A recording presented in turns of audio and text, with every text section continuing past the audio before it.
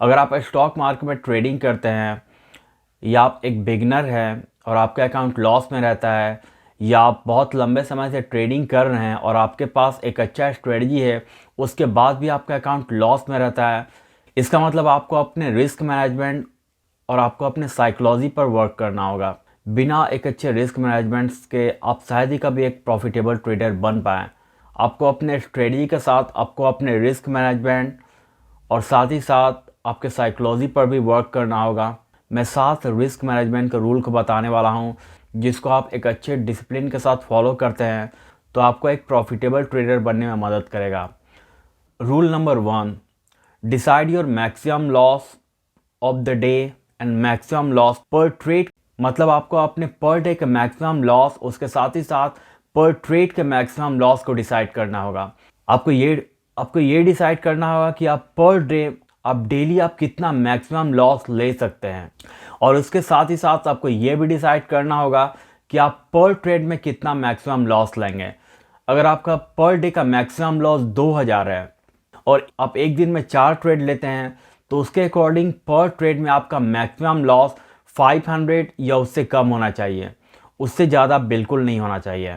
अगर आप ट्रेड करते हैं तो आपको वही ट्रेड को लेना है जिसका स्टॉप लॉस का क्राइटेरिया आपके पर ट्रेड के मैक्सिमम लॉस को मैच करता हो। अगर आपको ऐसा ट्रेड मिलता है जिसका स्टॉप लॉस 500 से ज़्यादा हो, 8 और 900 हो, तो आपको उस ट्रेड को नहीं लेना है। अगर आपका मैक्सिमम पर ट्रेड का मैक्सिमम लॉस 500 है, तो आपको वैसा ट्रेड को ही लेना है जिसका आपका पर ट्रेड के लॉस के क्राइटेरिया को मैच करता हो। और आपको इस बात, उसके साथ ही साथ उसको इस बात में भी आपको फोकस करना है कि आपको अपने पर डे का मैक्सिमम लॉस को किसी भी दिन क्रॉस नहीं करना है। आपको अपने पर डे का मैक्सिमम लॉस को कभी भी क्रॉस नहीं करना है। अगर मेरा पर डे का लॉस लेने का कैपेसिटी 2000 है, तो 2000 का लॉस अगर रीच कर जाता है ना, तो मैं उस दिन के लिए मैं ट्रेडिंग को क्लोज कर दूंगा। उस दिन मैं और ट्रेड नहीं करूंगा। Rule number 2, trade with A stop loss. आपको ऑलवेज स्टॉप लॉस के साथ ट्रेड करना होगा। अगर आप किसी ट्रेड में इंटर करते हैं, कहीं आप बाई करते हैं ना, तो बाई करने के बाद आपका पहला काम होगा कि अपने स्टॉप लॉस को अपने सिस्टम में लगाना है। अपने माइंड में नहीं, अपने सिस्टम में लगाना है। कितना बार लोग ऐसे करते हैं कि आप अपने यहाँ बाई किया, आप उन्हें यहाँ बाई किया और इस प्लेस पे स्टॉप लॉस है ना, तो इस प्लेस पे इस स्टॉप लॉस को वो अपने सिस्टम में नहीं लगाते हैं। वो अपने माइंड में रखते हैं कि अगर शेयर गिरते हुए यहाँ पे आए ना, तो इस प्लेस पे मैं निकल जाऊँगा। वो अपने माइंड में इस बात को रखते हैं, पर वो सिस्टम में नहीं लगाते हैं। तो अगर आप स्टॉप लॉस को सिस्टम में नहीं लगाएगा, तो इससे होगा क्या कि अगर किसी रीज़न से मार्केट बहुत शार्पली फॉल करे, बहुत स्पीड से नीचे गिरे ना, तो आपके स्टॉप लॉस से बहुत ही नीचे कंटिन्यू गिर जाएगा। अगर आप स्टॉप लॉस को अपने सिस्टम में लगाए रहते हैं, जितना आप लॉस लेने वाले थे ना, उससे डबल या उससे कई गुना ज़्यादा आप लॉस को ले लेंगे। अगर आप स्टॉप लॉस नहीं लगाते हैं या अपने स्टॉप लॉस के सिस्टम में नहीं लगाते हैं, तो ये ऐसा भी होता है कि आपने बाई किया और आपने यहाँ बाई किया और यहाँ पर आपका स्टॉप लॉस है, आपने सिस्टम नहीं लगाया, आपने यहाँ पर डिसाइड किया है कि अगर यहाँ पे आएगा तो मैं सेल करके निकल जाऊँगा। तो क्या होगा कि अगर मार्केट यहाँ से गिरते हुए यहाँ स्टॉप लॉस पे आता है ना, तो आप ये सोचने लगते हैं कि शायद मैं थोड़ा सा रुक जाऊँ, मार्केट फिर से वो थोड़ा सा ऊपर जाए तो मेरा जो लॉस है वो रिकवर हो जाए। तो आप वहाँ पे नहीं निकलते। अगर सिस्टम में नहीं लगाते तो आप उस प्लेस पर नहीं निकलते हैं। आप अपने स्टॉप लॉस पर वेट करने लगते हैं कि शायद मार्केट फिर से ऊपर जाए तो मेरा लॉस जो है रिकवर हो जाए, या उस प्लेस पे आप क्या करने लगते हैं कि और क्वांटिटी को बाई करने लगते हैं, वहाँ पे एवरेजिंग करने लगते हैं। इससे होता क्या है, मार्केट और नीचे गिरता है ना, तो आपका लॉस बहुत बड़ा होने लगता है। तो ऐसा नहीं करना है। ऑलवेज अपने स्टॉप लॉस को एक्सेप्ट करें और छोटे से लॉस के साथ निकल जाएं। अगर आप अपने स्टॉप लॉस पर निकल जाएं, छोटे से लॉस के साथ निकल जाएं, तो उस लॉस को रिकवर कर सकते हैं। पर आप सिस्टम में स्टॉप लॉस को नहीं लगाएं, आपने स्टॉप लॉस को नहीं लगाया, हो सकता है कि मार्केट अचानक से बहुत स्पीड में गिरे और वो लॉस इतना बड़ा हो जाए कि आपको रिकवर करना मुश्किल हो जाएगा, उसको आपको रिकवर करना डिफ़िकल्ट हो जाएगा। या ऐसा भी हो सकता है कि वो आपके ट्रेडिंग कैपिटल को ख़त्म कर दें। तो ऐसा नहीं करना है। आपको ऑलवेज स्टॉप लॉस के साथ ट्रेड करना है। आपको ट्रेड में इंटर किए, इंटर करने के बाद पहला काम होगा आपका स्टॉप लॉस लगाना। उसके बाद अपने टारगेट को सिस्टम में सेट करिए या अपने टारगेट को ओपन रहने दें। मार्केट आपके डायरेक्शन में मूव करता है ना, तो आप अपने स्टॉप लॉस को ट्रेल करिए और आपके टारगेट के पास जाता है और आपको लगता है कि अभी भी मार्केट और ऊपर जाएगा, तो अपने टारगेट के पास ना अपने आधा क्वांटिटी को सेल कर दीजिए और आधा क्वांटिटी जो बचा है ना उसके स्टॉप लॉस को ट्रेल करके ऊपर ले जाइए। तो ऑलवेज स्टॉप लॉस के साथ आपको ट्रेडिंग करना है। Rule number 3, trade with a good risk reward ratio. मतलब आपको अपने रिस्क रिवार्ड रेशियो को भी देखना है, आपको अपने रिस्क रिवार्ड रेशियो पर भी फोकस करना है।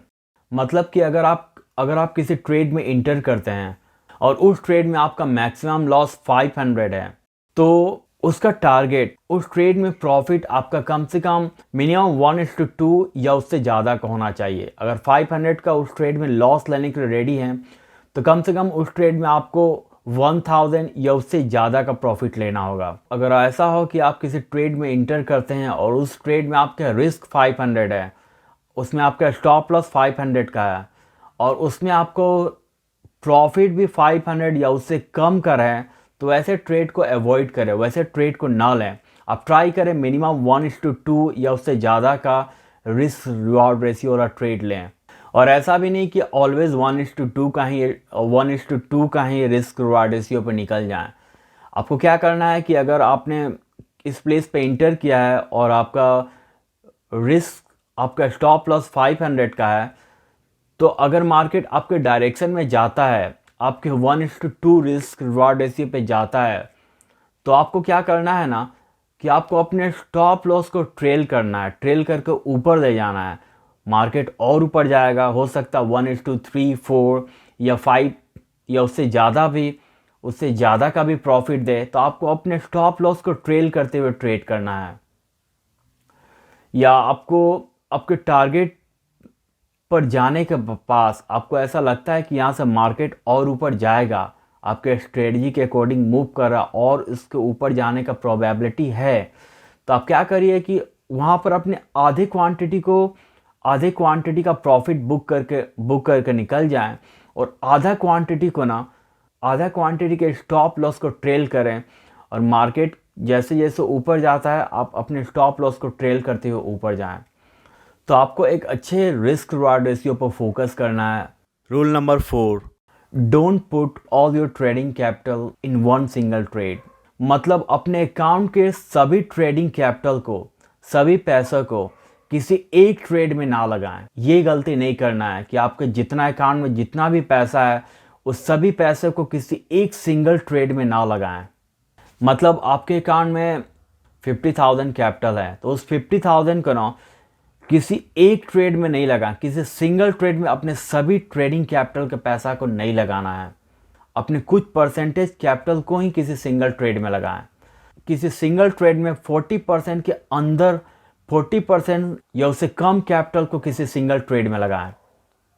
किसी सिंगल ट्रेड में अपने पूरे ट्रेडिंग कैपिटल को कभी भी यूज नहीं करना है। Rule number 5, always trade with A strategy. आपको ऑलवेज एक स्ट्रेटजी के साथ ट्रेड करना होगा। आप अगर किसी ट्रेड में इंटर करते हैं ना, तो आपके पास एक स्ट्रेटजी होना चाहिए, आपके पास एक रीज़न होना चाहिए कि आप ये अगर उस ट्रेड में इंटर करते हैं, आप यहाँ पे बाई करते हैं, तो बाई का रीज़न होना चाहिए कि आप क्यों इस प्लेस पर बाई कर रहे हैं, आपका स्ट्रेटजी क्या है। ऑलवेज आपको स्ट्रेटजी के साथ ट्रेड करना होगा। आपको अपने थिंकिंग के बेसिस पर, अपने इमोशंस पर, अपने थॉट के बेसिस पर ट्रेड नहीं लेना है। या आपको ऐसा लगता है, आप ऐसा सोचते हैं कि यहाँ से मार्केट ऊपर जाएगा, आपको अपने थिंकिंग के बेसिस पर ट्रेड नहीं लेना है। आपको एक स्ट्रेटजी के साथ ट्रेड में इंटर करना है। आपके पास एक स्ट्रेटजी होना चाहिए। आपको अब बिना स्ट्रेटजी के किसी थॉट, फीलिंग, थिंकिंग के साथ ट्रेडिंग नहीं करना है। आपको बिना स्ट्रेटजी का ट्रेड नहीं लेना है। Rule number 6, always track your trade record. मतलब आपको अपने ट्रेड को ट्रैक करना होगा। अगर आप अगर आप ट्रेड लेते हैं, आपको अपने पर डे के ट्रेड को ना ट्रैक करना होगा। मतलब आप ट्रेड लेते हैं ना, तो आपको एक नोट में लिख के रखना होगा। अगर आपने इस प्लेस पे बाई किया है तो इस प्लेस पे बाई करने का रीज़न क्या है, और बाई करते ही और यहाँ पे बाई किए हैं और इस प्लेस पर सेल करते हैं ना, तो सेल करने का रीज़न क्या है। यहाँ पे आपका स्टॉप लॉस है, स्टॉप लॉस पर निकलते हैं तो उसका रीज़न क्या है। आपको ऑलवेज़ अपने ट्रेड को ट्रैक करना होगा। आपको नोट में लिख के रखना होगा कि आपको इस प्लेस पर बाई करने का रीज़न क्या है, या इस ट्रेड में इंटर करने का रीज़न क्या है।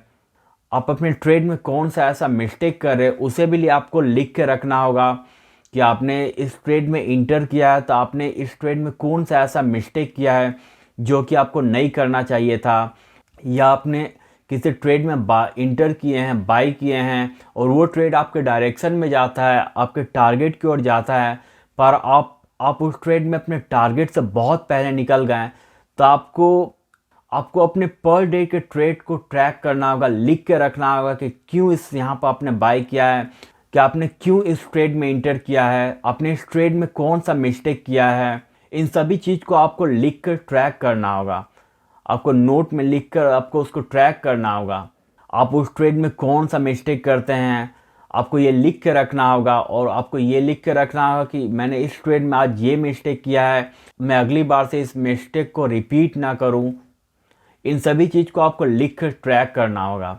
क्योंकि नॉर्मली क्या होता है कि बहुत लोग ट्रेड लेते हैं और वो अपने ट्रेड में बहुत सारा ऐसे मिस्टेक को करते हैं। उस मिस्टेक को आपको लिख कर रखना होगा, क्योंकि बहुत लोग उस ट्रेड में कुछ मिस्टेक को करते हैं और वो कुछ ही ऐसा मिस्टेक होता है जिस मिस्टेक को डेली हर दिन उस मिस्टेक को रिपीट करते हैं।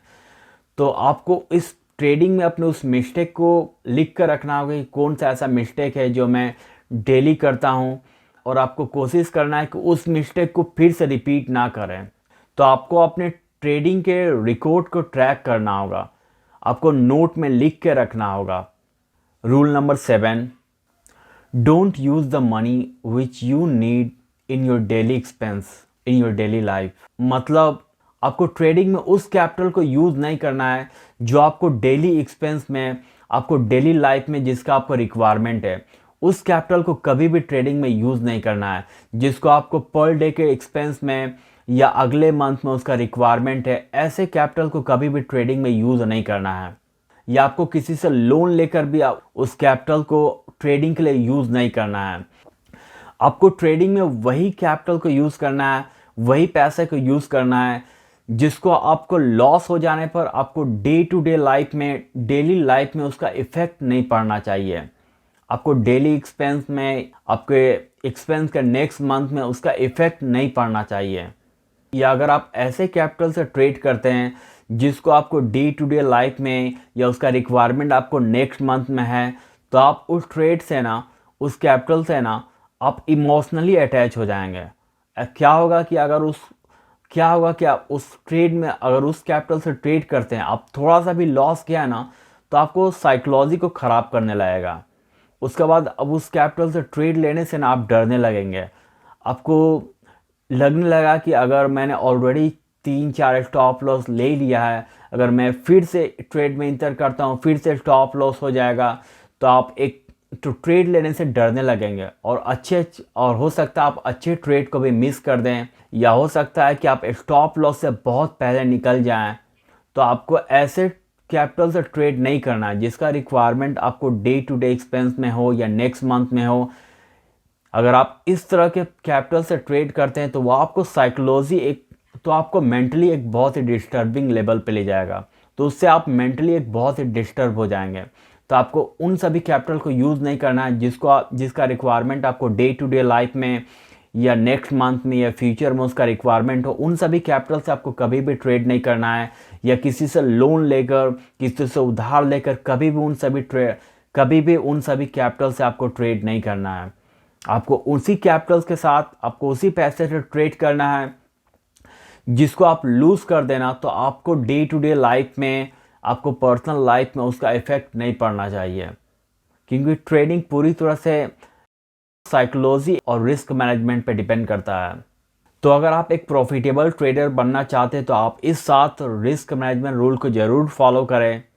और आप मुझे कमेंट सेक्शन में कमेंट करके बताएं कि आप कौन सा ऐसा मिस्टेक है, इनमें से कौन सा ऐसा रूल है जिसे आप फॉलो नहीं करते हैं, ये जो सबसे ज़्यादा आपके ट्रेडिंग को अफेक्ट करता है। तो आप लोगों को वीडियो अच्छा लगा हो तो वीडियो को लाइक और चैनल को सब्सक्राइब कर दें। तो वीडियो देखने के लिए धन्यवाद। मिलते हैं अगले वीडियो में, तब तक के लिए नमस्कार।